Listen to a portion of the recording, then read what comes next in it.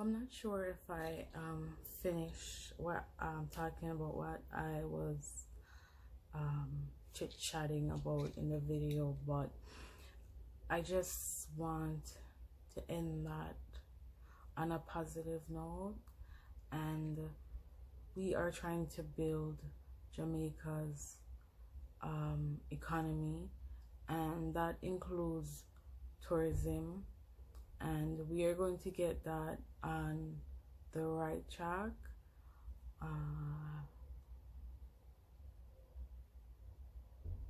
Just get it on the right track and highlight the good stuff about Jamaica instead of all the negative that I see in the news almost every day. But hopefully the country gets from it, and not, hopefully we can draw from it as a nation instead of inviting the whole thing, or and in certain areas there's like so much potential to do great, and instead of breaking down the country, I'm talking to those people who are entertaining criminal acts. Instead of doing that, we need to build as a nation and start to invest in our country and find ways to make money on a positive note. I see that there's so much land, empty space in Jamaica, that clearly it's not occupied by anyone. Who knows if it's government owned or it's just people who have land there. But and with that being said, like, Jamaica could be building up so much on their own without the help of outsiders, because the more we get help, the more like they take a little more piece of our country, right? And education wise, we still need improvement. Job wise, we still need improvement, more jobs. There are reports that unemployment has gone down, but with that being said, a lot of people still do not have jobs. Why do we not have jobs, or why does Jamaica not have jobs? Right? And I know, like, anywhere in the world, it's like wherever you are, it's not always going to be easy to get a job, to find a job, to keep a job. But we could be doing so much more. Like, at the same time, I know that building up more to create jobs, there are still going to be a lot of people left without. But a lot of the reasons why some of these guys, I'm not gonna say all of them, because some of them might just be bad at nature, but some of them, they felt like they had to wrap themselves up in this whole entanglement that they know that they couldn't get themselves out of, but they felt like they had to, because that was the only way of survival, the only way to earn a food, get some money. And they turned to those type of stuff. But I feel like if we had more jobs, some people want to live an honest living, and more jobs would give them that reason, or give them that opportunity. Again, a lot of land is there in Jamaica. They're not occupied by anyone. And at the same time, I wish we as a nation, even without the government, we could just do our own thing. Buy land, build villas, build Airbnbs. It doesn't have to be resort, but those little nice, even in the country areas, like near the beach and those type of stuff, like there are some perfect spots for like getaways where it's secluded but safe, you know. Sometimes a lot of people need to get away from the hustle and the bustle and the lights, the city lights and all of that. And some people like being alone, like in a quiet area. And I'm talking about the certain parts in St. Elizabeth, for instance, where there's land. And I'm sure it's probably from people who have, it's their land, like they inherited it from generations of, you know, whatever family members, and they just have it there. But some of it just might be empty land space that the government owns and doesn't have any use for, but they could be using it. Again, like, how do we get tourists in those areas? Like, you know, Jake's, for instance, like, that's a popular area. People know Jake's, even though it's not widely known by the outside world.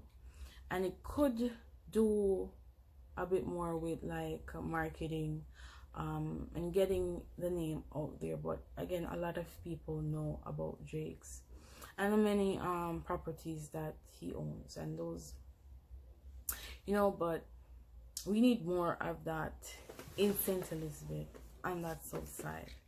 We need more of it. We could do well with that. And that's what a lot of us, we need to do. Like, I can't say like right off the bat take risk and not know what you're heading into. You need to do, obviously you need to do research and all of that, but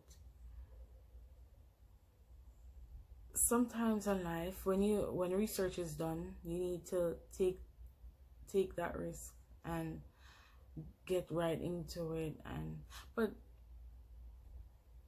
just build up our country. You're gonna become a black business owner, and while you're doing that, you are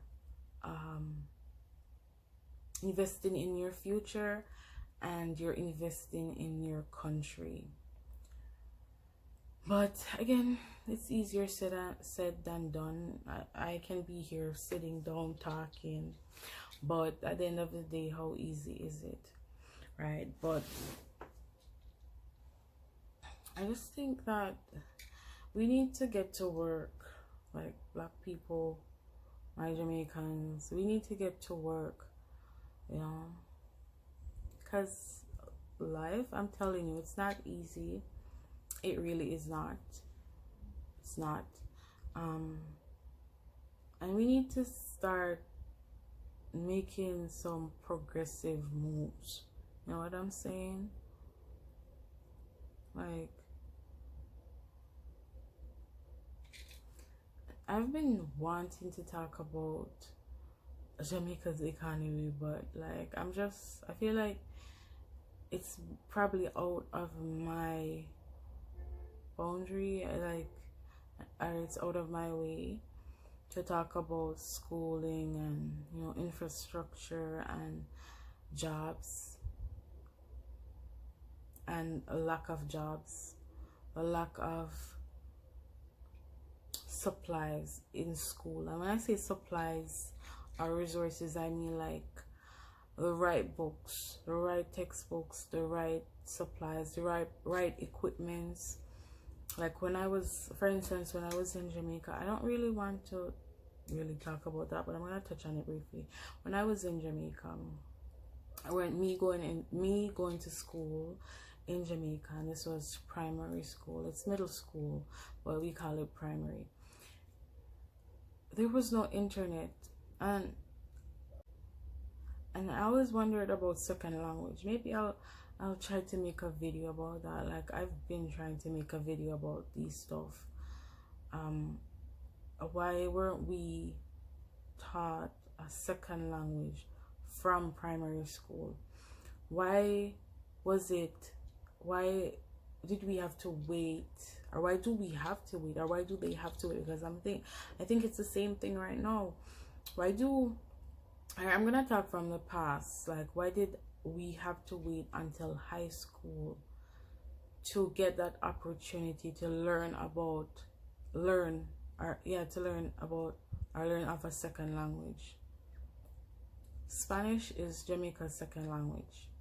English first, Spanish second. But yet we weren't taught Spanish until high school. And it's only in grade 7 that I can remember. I think it's only in grade 7. So what type of example or what type of path are you setting for us when we're limited to only, we're limited to the basic stuff? That is like setting us back so far. And I want to talk about the, election time is coming up in Jamaica as well. They invest more into those the schools in those area. And I feel like that limits our opportunities for like a better future. It limits our opportunities for a better future, because we're limited to the basic stuff, textbooks, and that's it. Like, we're only learning from textbooks. We don't get to learn a second language until high school, and it's only 1 year. Maybe it's optional after that. Maybe in grade 9 or 10 or 11 it's optional. I don't want to go around acting like I know anything, because I don't live in Jamaica anymore. But I think I'm still upset about my primary school experience. When I came here, I see that we're learning second languages in middle school, and that started from grade 4. When you're in middle school, you get to learn a second language from grade 4. You have like lab classes, which are computer lab classes. So you're learning like the basics of what the computer is. Maybe you get like a chance to type and stuff. Those stuff come a long way.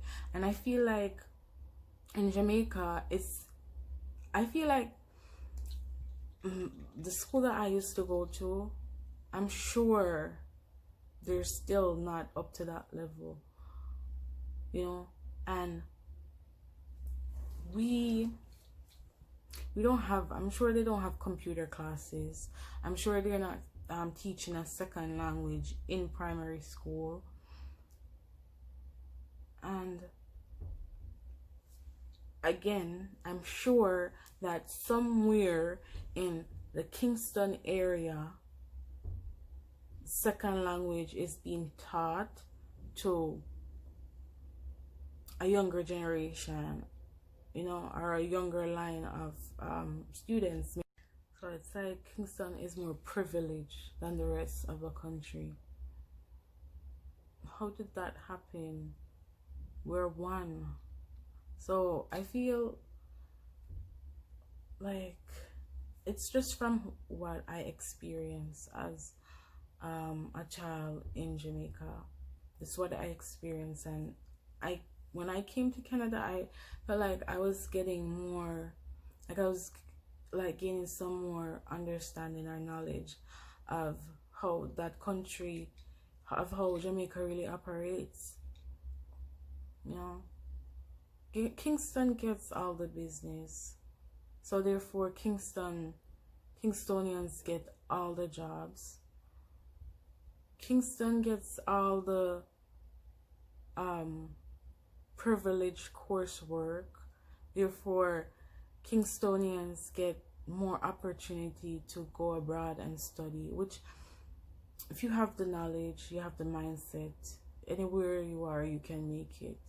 It doesn't really matter at the end of the day. But sometimes some people need a little push. That means they need the same opportunities as others in a different part of the country. Some people can deal with the little that they have and make it, but some people need the push. And I think that's where the government needs to focus. Like, focus on youngsters from the beginning.